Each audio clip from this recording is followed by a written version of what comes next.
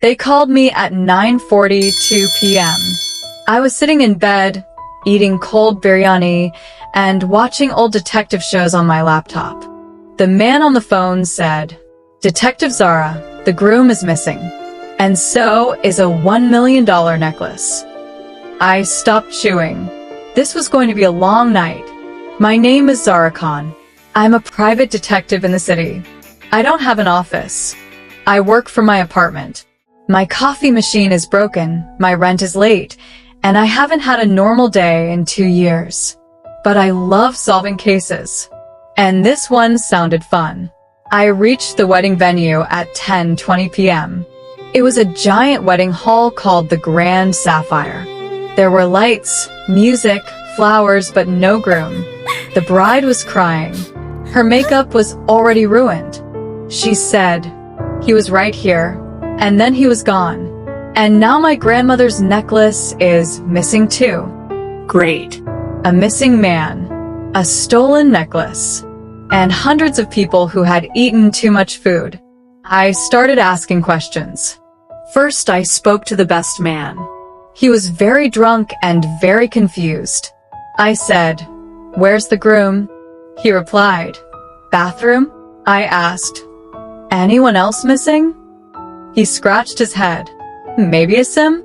He's Ryan's friend from college. Tall guy. Always wears black.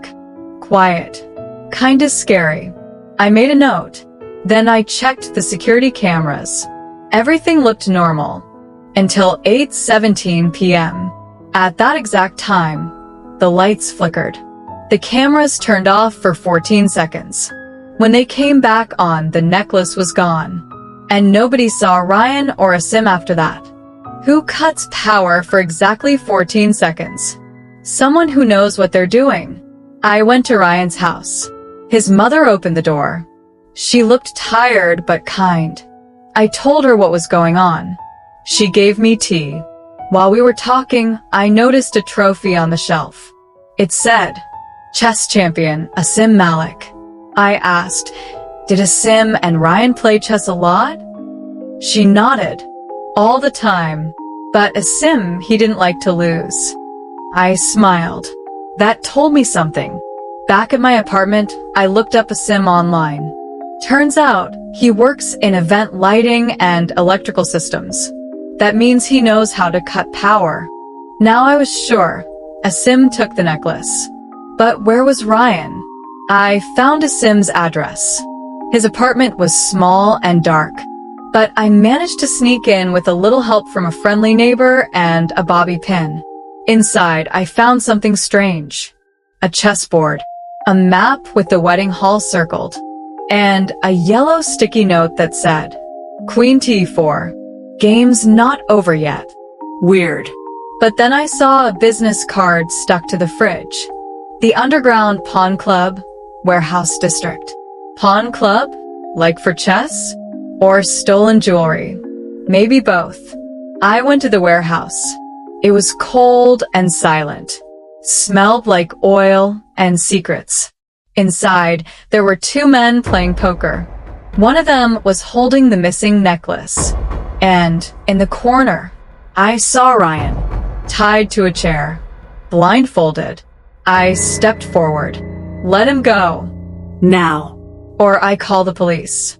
One of the men smiled. "Detective Khan, you're just in time for the final round." Then he snapped his fingers, and the lights went out. I pulled out my phone flashlight. I turned around, and there he was, Asim, smiling in the dark. "Missed me," he whispered.